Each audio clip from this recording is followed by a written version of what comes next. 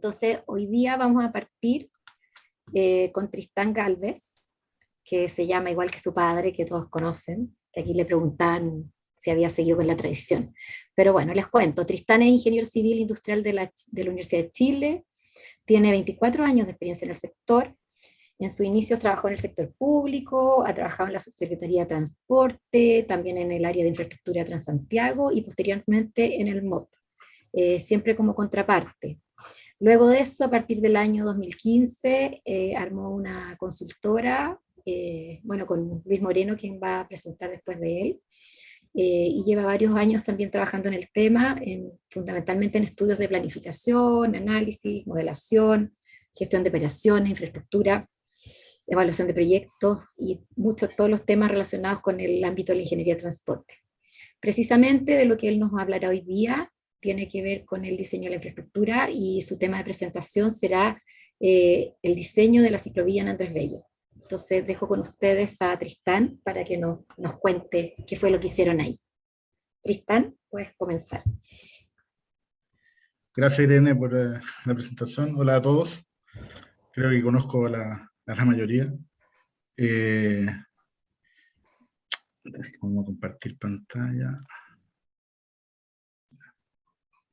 Sí, bueno, como les contaba Irene, ya hace varios años que estoy ya dedicado a la consultoría. Tenemos una empresa que se llama CGM, donde somos 3 socios, junto con Luis Moreno, que presenta después, y Mauricio Carrasco, que probablemente se va a integrar prontamente a la sociedad si lo invitan.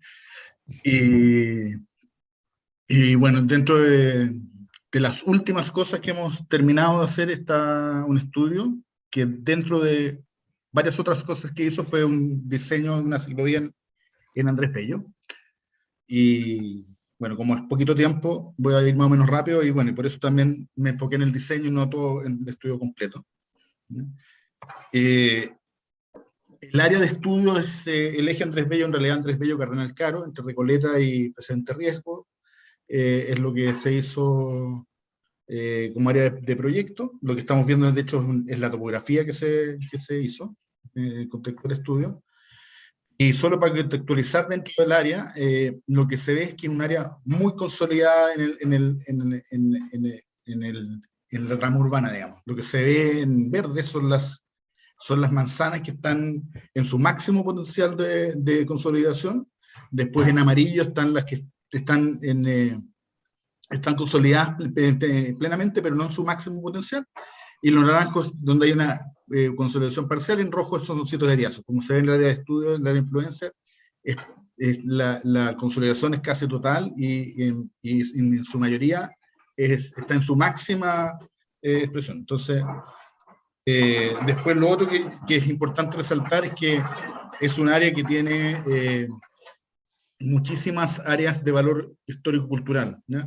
Pasamos por el centro de Santiago, que hay zonas típicas, pintorescas, hay varios monumentos nacionales, y lo otro que el eje está muy ligado a lo que es el río Mapocho, ¿no? Que tuvo un cambio muy dramático durante 100 años. Hay una fotografía de 1880 y la otra que es de 100 años después, y se ve cómo cambió en 100 años el lugar, digamos, desde un lugar donde tomaban agua los caballos hasta un lugar consolidado, digamos, vial.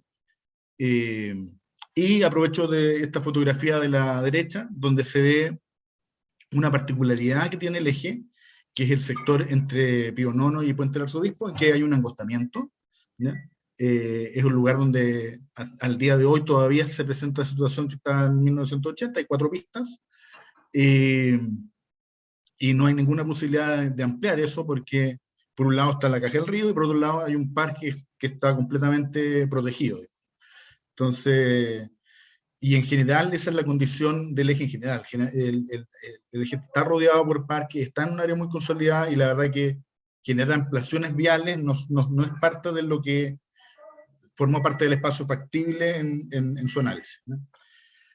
Bueno, este es un resumen, digamos, de todas las variables, digamos, del área de estudio, pero básicamente lo que estamos aquí es un área completa, muy urbana, digamos, y la verdad es que el eje hoy día tiene características no son tan urbanas, hay 7, hay lugares, este es el tramo, nuevamente el tramo del acostamiento, pero hay lugares que tienen 7 pistas de circulación, ¿no? Sin ninguna mediana ni nada, son una franja de cemento gigante, que hoy día es reversible, como se ve en la foto, o sea, opera en la punta mañana hacia el centro, en la punta tarde hacia el oriente, y bueno, y acoge muchísimos autos. Y nosotros, dentro del estudio, una de las cosas que hicimos es cambiar un poco ese carácter como de autopista disfrazada, que es como le llamó el municipio en su momento, y llevarlo y llevarlo a características más urbanas, ¿no? Entonces, bueno, hay estudios de base, por supuesto, se hizo topografía, hay catastro de pavimentos, un catastro operativo, y se hizo un catastro de las redes de servicios para hacer. Y cuando nosotros empezamos con este desafío de hacer este rediseño en Eje Andrés Bello, y tomando como base, digamos, que se eliminaba la reversibilidad, vamos a tomar eso como supuesto base, digamos, no voy a explicar, no voy a entrar en detalle de cómo se generó ese supuesto base, pero considerando que se eliminaría la reversibilidad, una de las primeras cosas que se estudió es la factibilidad de incorporar transporte público en el eje, ¿no? Y la razón de eso es porque si hay el diseño, si hay transporte público o si no hay transporte público, es muy distinto, ¿no? Porque sobre todo por la interacción que se genera entre los paraderos y la ciclovía, que es un problema que no es de fácil solución, ¿no? Y por lo tanto tiene ciertas características que ameritan saber cuáles son los volúmenes de transporte. Entonces nosotros hicimos ahí una primera aproximación estudiando los servicios actuales, y a partir de esos servicios actuales, bueno, vimos los perfiles de carga, etcétera, analizamos subidas y bajadas, modelamos algunos en el modelo estratégico de la secta, y al final llegamos a la conclusión de que solo era pertinente incluir algunos servicios en el sector de Cardenal Caro, y no en el sector de Andrés Bello. Y el sector de Cardenal Caro, la Municipalidad de Santiago, entre Recoleta y Pío Nono, pero lo que sí se dijo, el municipio fue muy duro y muy fuerte en proteger el parque, las zonas típicas, y dijo, ok, y accedió a que entraran servicios de transporte público, pero sin generar paradas, ¿no? O sea, que solamente pasaran. Y eso de alguna manera también tenía lógica, porque nosotros al revisar también los perfiles de carga nos dimos cuenta que en realidad casi todos los pasajeros en realidad tenían como destino o origen el sector de la estación Mapocho, ¿no? Entonces, en realidad, el sector entre Recoleta y Pío Nono prácticamente no había ni subida ni bajada, y todo se concentraba en el sector. Entonces, de alguna manera, el no generar paraderos decía que una suerte de servicio expreso hacia el lugar de interés, ¿no? Después lo otro que analizamos fueron los flujos de ciclovía. Nosotros hicimos mediciones de tránsito completa. Estas mediciones se hicieron muy poquito antes del estallido social. De hecho, estábamos en plena campaña de mediciones cuando ocurrió el estallido social. Tuvimos que interrumpirla, teníamos más puntos de control, pero en el eje, digamos. De hecho, no alcanzamos a medir Cardenal Caro, solo alcanzamos a medir estos puntos de Andrés Bello. Pero ya nos dio una muy buena sensación del uso de bicicletas en el eje, ¿no? Y que fue bien interesante visualizar que en la punta mañana, ¿no? En el sentido de poniente-oriente hay del orden de 500 bicicletas circulando, y en sentido inverso del orden de 150, ¿no? Entonces estamos hablando de 650 bicicletas hora circulando por el eje, que es un número relevante, digamos, y no solo circulando en el eje, circulando por una ciclovía que existe hoy día en el eje. Aproximadamente el 98% de las bicicletas circulaban por la ciclovía, y como 2% que va por calzada. Y que es una ciclovía que hoy existe, que está sobre el parque, forma parte del proyecto 42K, es una ciclovía que tiene 1,80 m de ancho, o sea, no cumple con la normativa actual, ¿no? Y en esa ciclovía, que es relativamente angosta, circulaban estos volúmenes de flujo. Entonces, claramente da la sensación de que uno debería mejorar las condiciones de este modo. El fuera punta, los números que habían bastante, pero nunca no bajaban tanto, y bueno, y el punta tarde se invertía un poco la situación. La punta tarde tenía volúmenes totales menores, probablemente porque la punta tarde es más extendida, ¿no? Pero lo otro interesante es que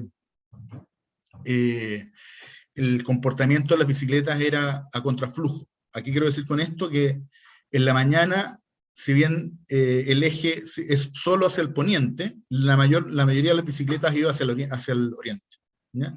Y en la tarde ocurría el efecto inverso. O sea, el flujo es hacia el oriente, pero las bicicletas en su mayoría van hacia el poniente, ¿ya? Entonces también se produce esa dualidad que uno también observa cuando analizamos los datos cuando analizamos los perfiles de carga de los buses, que también tenían ese mismo comportamiento. O sea, que el movimiento de personas es en contra del sentido de los autos, ¿no? De alguna manera, ¿no? Después viene la pregunta, bueno, ¿desde dónde hasta dónde hacer esta ciclovía? ¿Dónde partimos, dónde terminamos?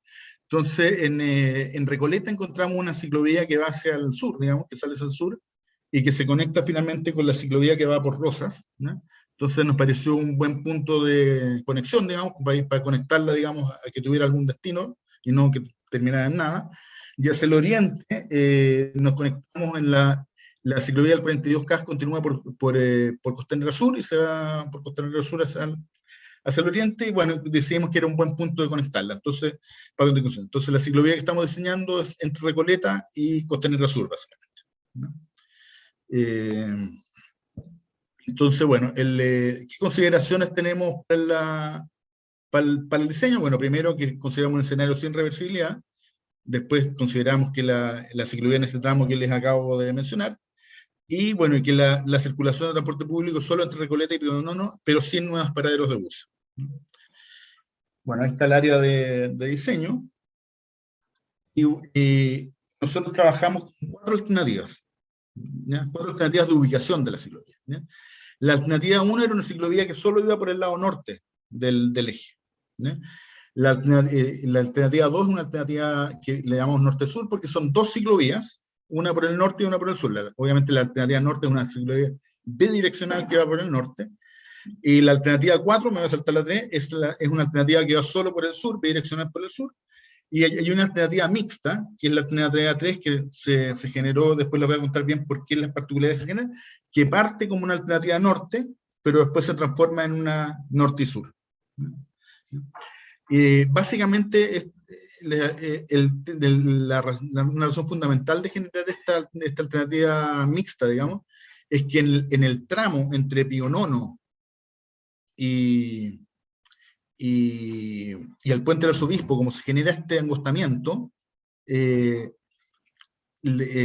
al hacer las ciclovías norte y sur consumen demasiado espacio y reducen demasiado la capacidad vial. Entonces, al hacerla solo norte, podíamos tener un poquito más de capacidad vial, entonces se justificaba hacer esa alternativa en el norte y después hacer la norte y sur. Esa es básicamente la razón. Bueno, aquí les voy a mencionar un poco los requerimientos de espacio, ¿no? Las ciclovías, cuando son bidireccionales, la normativa actual está pidiendo un ancho mínimo de 2.4 metros libre, más un segregador que normalmente es de 0.5. Entonces, una ciclovía bidireccional, que sería la que guía por el costado de la alternativa norte, por ejemplo, requieren 2.9 metros de ancho. 2.9 metros de ancho para materializarse, ¿no? Por otro lado, si las alternativas cuando son norte y sur, requieren 2 ciclovías, pero como son direccionales no son de 2.4, pero son de 1.8, ¿no?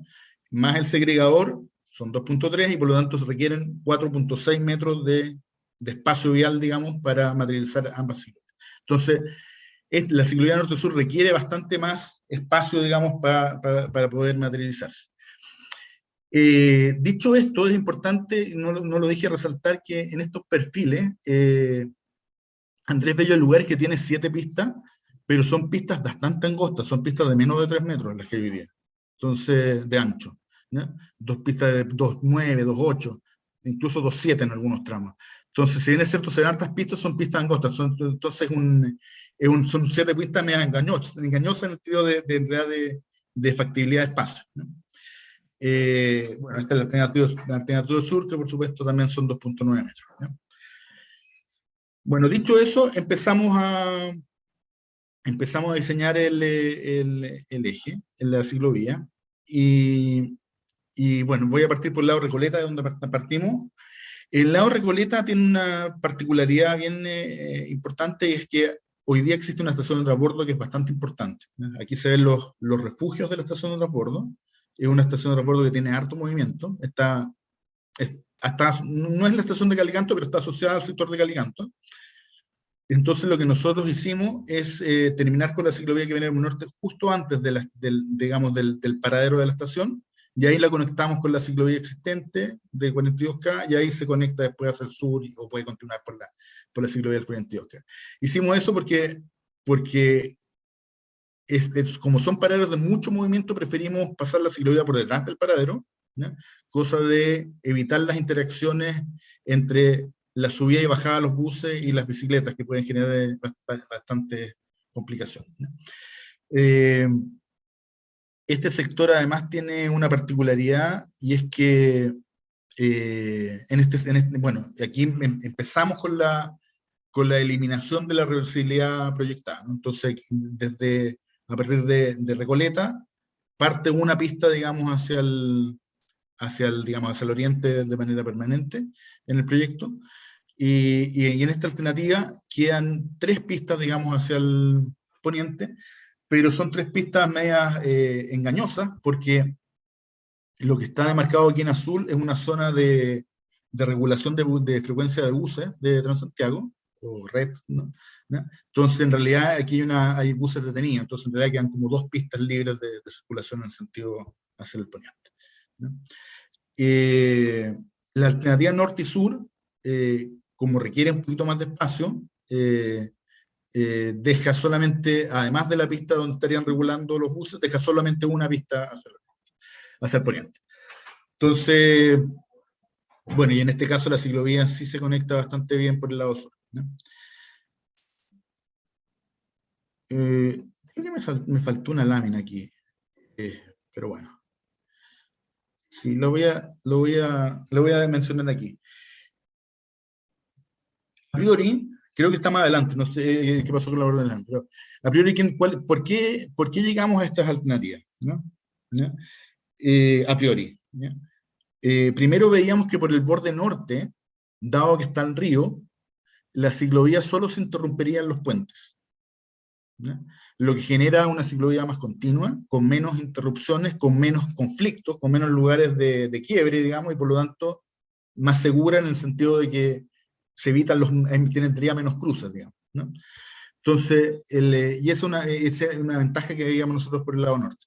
La alternativa 4 norte y sur, o sea, perdón, por el lado sur, por su parte tenía la ventaja opuesta, que tenía muchos cruces, y por lo tanto se integraba muy bien con la rama urbana, que también es algo deseable, digamos, o sea, que la ciclovía efectivamente se conecte con las distintas actividades. Entonces, y bueno, y la alternativa norte y sur su principal gracia es que separa los flujos en los sentidos de circulación lógicos, digamos, de que uno observa, digamos, en los vehículos, y eso ayuda, como lo voy a mostrar un poquito después. Entonces, después, bueno, siguiendo desde hacia el oriente, el siguiente cruce que fue súper relevante estudiar fue el cruce con Pionono, ¿no? Porque aquí ocurre una singularidad importante, que es el acceso a la autopista, que es el que está acá, que es el acceso a la costanera norte. Es un acceso a la costanera norte.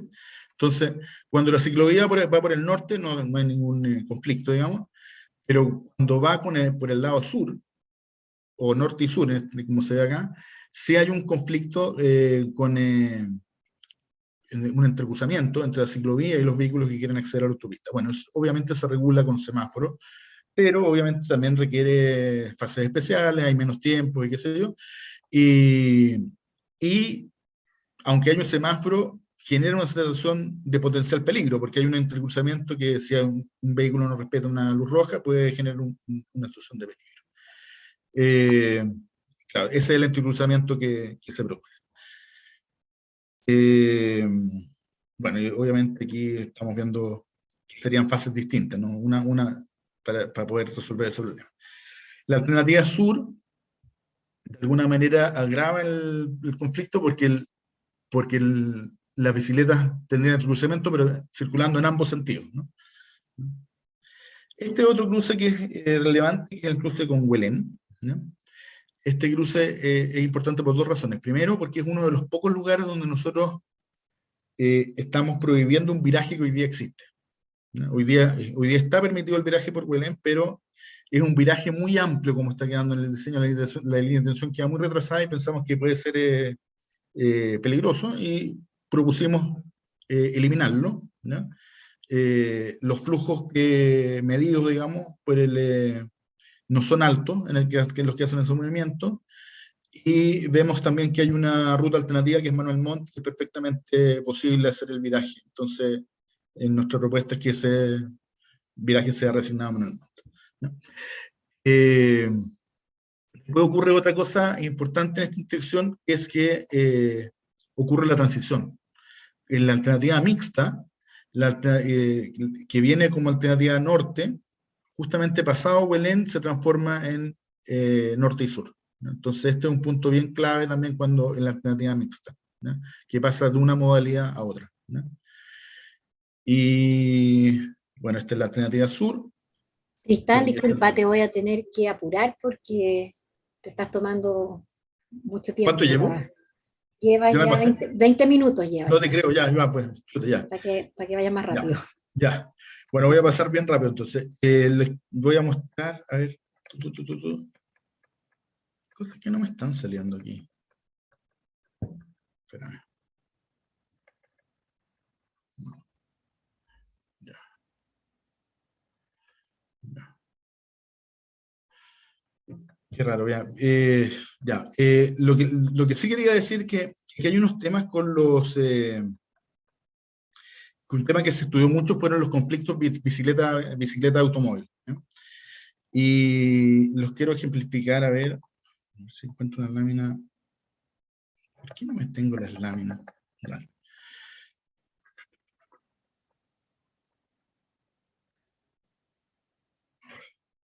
Ya. Espera, no sé por qué no tengo las láminas. Ah, porque están ocultas.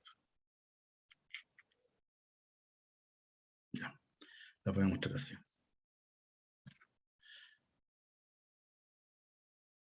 Ya, esto es lo que quería mostrar.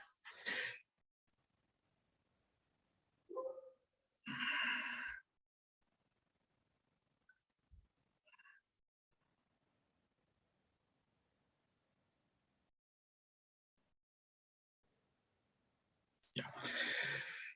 Esto es lo que quería mostrar. Cuando las ciclovías son bidireccionales, ocurren estos entrecruzamientos que son bien delicados, ¿no? Que el que estoy resaltando con estas flechas moradas, digamos. Porque cuando se generan estos virajes y estos movimientos de bicicleta, en el que ni el auto ve la bicicleta, ni la bicicleta ve el auto, son situaciones bien peligrosas, digamos. Obviamente esto también se puede regular con semáforo, pero si alguien se pasa una roja, es posible que pase con roja y no vea al ciclista, o no se tire, o el ciclista se piensa que no viene nadie y pase, y está el auto virando. Entonces, esta configuración de ciclovías bidireccionales por un solo costado, ¿no?, generan estos problemas de seguridad, ¿no? Y esto es un problema que se genera, digamos, bueno, siempre que hay viraje a la izquierda y ciclovías bidireccionales en la calzada opuesta, ¿no? Por contrapartida, si las ciclovías son unidireccionales, que es el caso aquí que es norte y sur, estos conflictos se producen, pero la bicicleta siempre está con la visión del auto y el auto con la visión de la bicicleta. Entonces, por temas de seguridad, es súper importante esta configuración de ciclovías unidireccionales por ambos lados, más que ciclovías bidireccionales, por un solo costado. Y aunque requieran más espacio, por temas de seguridad serían recomendables. Eso quería mencionar. Y lo otro, antes de terminar, es que, si pueden ver, nosotros estamos generando 2 pistas para los autos, 2 pistas por sentido, ¿no? Pero además hay unos espacios remanentes que estamos dedicando a paisajismo, ¿ya? Y para pistas de viraje en caso de que se ameriten, digamos. Por ejemplo, aquí en Pedro Valdivia, en Los Leones, aquí por ejemplo en el Lyon hay pistas de viraje y se ocupa, digamos, este espacio que si no sería paisajismo. La alternativa norte-sur lo permite también, pero con pistas más angostas. Las pistas son un poquito más angostas, pero también se permite el mismo diseño. Y bueno, ahí está el remate, ahí se ve un poco el paisajismo que está pensado, que es un paisajismo que además impediría que la gente cruzara a mitad de cuadro. Estamos pensando en una cosa media empallada con arbustos y algunas otras cosas que impiden que la gente cruce a mitad de lugares indebidos. Bueno, aquí están los presupuestos de las obras, y bueno, como teníamos 4 alternativas, hicimos una análisis multicriterio para ver cuál alternativa era más aceptable. Lo hicimos con toda la contraparte técnica, consideramos varios criterios, y finalmente la alternativa que tuvo mayor aceptación en este análisis multicriterio fue justamente la alternativa norte-sur, que a pesar de ser la que requiere más espacio y la más cara, ¿no?, es la más deseable, por decirlo de alguna manera, porque tiene menos conflicto y otras cosas más, mejor conectividad con la trama urbana, qué sé yo. Entonces, es bien interesante el caso de que diera eso, porque la verdad que no se esperaba, digamos, fue lo que. Bueno, terminar, Irene, rápidamente. Yo les quería comentar por qué decidí presentar esto y no otra cosa, y la verdad es que siento que de alguna manera se está cambiando un poco la lógica de los proyectos, porque fíjense que este es un proyecto que disminuye la capacidad de los autos, no que la aumente. ¿Ya? Estamos pasando de 7 pistas a 4 pistas, ¿ya? Pero estamos dando facilidades para los peatones, estamos mejorando estamos mejorando la circulación de las bicicletas, estamos generando un poco de paisajismo. Entonces, básicamente estamos tratando de humanizar un poco y darle una escala más humana a un eje que hoy día tiene una característica muy distinta. Entonces, y eso es un poco de lo que estamos viendo en la oficina. Muchos de los estudios van en esa línea, o sea, van hacia el lado de la ciclovía, van hacia el lado de peatonalizar, van hacia el lado de disminuir capacidad, disminuir velocidad, entonces, y que es un poco lo opuesto a lo que como originalmente partimos con la oficina, que justamente lo que queríamos era dar más capacidad, dar más velocidad, y ahora estamos como yendo en el sentido inverso. Entonces me parece interesante mostrar ese caso, porque creo que cada vez va a ser más natural, digamos, o más deseable ir en esa dirección, y por lo mismo creo que va a ser muy necesario hacer algo respecto de las metodologías de evaluación social, que solamente consideran ahora aumentos, disminuciones de tiempo, y estos proyectos en realidad, si bien es cierto, son deseables, no son rentables con las metodologías tradicionales. Yo creo que hay una tarea que tenemos pendiente como área, digamos, ¿no? Bueno, eso es lo que quería comentar. Ok, muchas gracias, Tristán. Eh, bueno, ahora toca si es que alguien quiere preguntar. A mí igual me surgió una pregunta y dado que soy la anfitriona de la reunión, voy a partir yo, que tiene que ver precisamente con lo que decía Tristán al final, en el epílogo. O sea, mi pregunta era que si tuvieron que enfrentar esa dificultad en el estudio y cómo lo abordaron, porque evidentemente con las metodologías tradicionales no te iba a salir rentable ese proyecto. Entonces, lo tuvieron que hacer, tuvieron que evaluarlo, se vieron enfrentados a ese problema y cómo lo solucionaron. No, Esa es la finalmente pregunta. el estudio finalmente no hizo una evaluación social del proyecto, ¿ya? Porque hoy evidentemente no es un estudio rentable, pero sí se dieron alternativas, y de alguna manera se le tiró la pelota a los municipios, porque los municipios estaban muy interesados en hacerlo, y ellos con recursos propios pueden tratar de gestionar algo, pero la verdad que no llegamos a resolver esa problemática. Ok, muchas gracias. Bueno, hay hartas preguntas. Está Ricardo, Rodrigo y Raúl. En ese orden, por favor. Sí, gracias Tristan por tu presentación interesante. Yo solamente una duda, más como usuario que como ingeniero. Eh, la idea entonces es sacar la ciclovía que está en el Parque 42K y transformar eso en un espacio peatonal y bajarla a la calzada, lo que debo decir además que me parece que es el camino correcto. Mira, Eh, o sea, perdón, ¿algo no, dale, más? dale, dale. No, sí. Mira, el proyecto, como lo tenemos conceptualizado nosotros, elimina toda la señalización infraestructura de ciclovías en el parque, ¿ya? Y deja esa franja, digamos, disponible, digamos, para su uso como parque, digamos, que puede ser también como bicicleta, digamos, recreacional, digamos, pero, o sea, no intervenimos en la franja actual, se mantiene, digamos, pero no tiene ninguna señalización, le sacamos toda la señalización de ciclovía, o sea, no queda como una ciclovía, pero sí queda disponible para su uso, digamos, y la idea es que la ciclovía, digamos, la bicicleta usada como modo de transporte se baje a la calzada, digamos, y se pueda mantener ese uso, digamos, pero más recreacional, sino que ir con los niños, qué sé yo. Claro. Y mi otra duda era en el fondo, esto requiere sí o sí que se elimine la reversibilidad de Andrés Bello. El mandante, ¿qué es lo que dice? O sea, el mandante, porque eso yo entiendo que está estudiado hace rato y por algún, no sé por qué, no hay una, yo creo que hay una cuestión más política, ¿por qué no se concreta? Pero, ¿qué es lo que dice el mandante al respecto, en el fondo? Porque la solución que ustedes proponen, que yo, me parece que es la mejor, en el fondo, la de las ciclovías por ambos lados, requiere sí o sí eso, ¿no es cierto? ¿Qué es lo que, cuál O es la sea, postura del mandante? en teoría tú lo podrías hacer con reversibilidad, pero obviamente es más peligroso, no es lo recomendable, ¿ya? Por eso nosotros nos planteamos siempre como situación base, digamos, que no existiera la reversibilidad. Ahora, esa es, claro, una situación que tendrá que ver, que va por otro carril, digamos, o sea, nosotros no inferimos en esa decisión, digamos, ¿ya? Si eso se concreta en algún momento, ya está este proyecto con su ingeniería que se puede construir, digamos, pero evidentemente, sí, idealmente es sin reversibilidad. Gracias. Ahora, si quieren, comento algo yo, como mandante, porque el mandante fue la SECTRA. La verdad que este proyecto resultó mucho mejor de lo que nosotros esperábamos. Tuvimos un súper buen equipo, una súper contraparte, todas las municipalidades, estaba todo el mundo de los dos municipios, incluso después incluimos a Las Condes.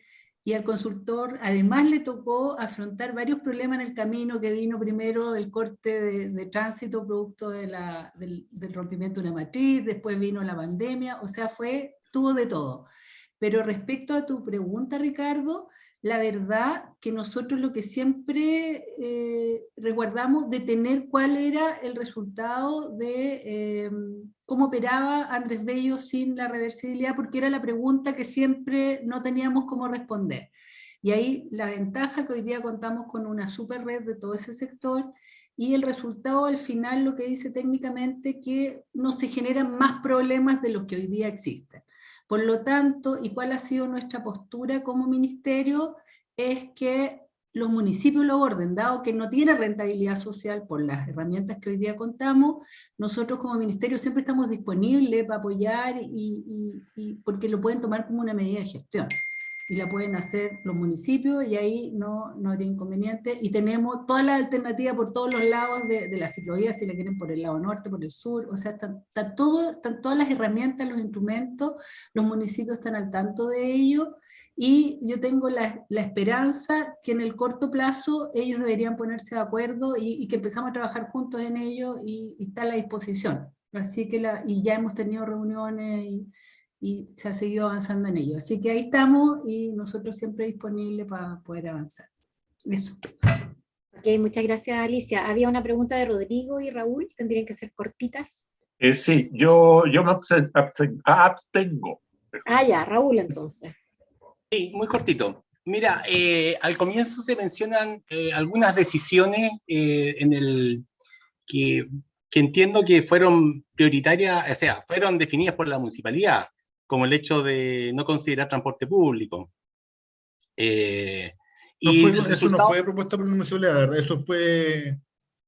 ¿Parece que me pegué? ¿O estoy? Sí. No, estás bien. Ahí Está bien, pero déjame terminar la pregunta para poder darle forma. Mira, lo que pasa es que mi preocupación va por lo siguiente. Que independiente que haya sido quien tomó la decisión, me da la impresión de que no hubo participación ciudadana. Entonces, la pregunta es, en un proyecto de esta naturaleza, donde el ciclista, el público en general, los que van a usar eso, ¿por qué no se consideró, digamos, la opinión de ellos en el resultado, incluso en el resultado final? Y también por el lado del tema del transporte público. Esa es una pregunta. Y la segunda pregunta es respecto a la demanda de los ciclistas. porque tú mencionaste de que esta se conectaba y la conectaron donde existía una ciclovía, en Recoleta, creo. ¿Por qué no se considera el destino de esos ciclistas como punto de término o de conexión hacia otras vías? Esas serían mis dos preguntas. Sí. Tres, en realidad. Bueno, bueno, son tres, ¿no? Que es el tema del transporte público, el tema de la presión ciudadana y el tema de las conexiones. Con respecto al transporte público, bueno, eso sí se estudió, ¿eh? Se estudiaron todos los perfiles de carga de los existentes, se hizo una modelación con el modelo estratégico de la secta, incorporando servicios nuevos, viendo si funcionaba o no funcionaba. Eso se estudió bastante bien, digamos, y se llegó a la conclusión de que no era bueno meter servicios a Andrés Bello, ¿no? ¿No? Sí a Cardenal Caro, pero no a Andrés Bello.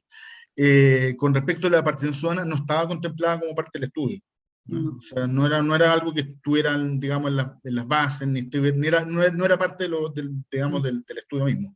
Entonces, pero, perdona que te interrumpa, pero más allá de la fase, ¿cuál es tu opinión como desarrollador de la ciclovía? Sí, mira, yo lo que sí me deja tranquilo es que los municipios, en particular Providencia, que fue el más digamos, afectado, sí tuvieron una participación muy importante, ¿no?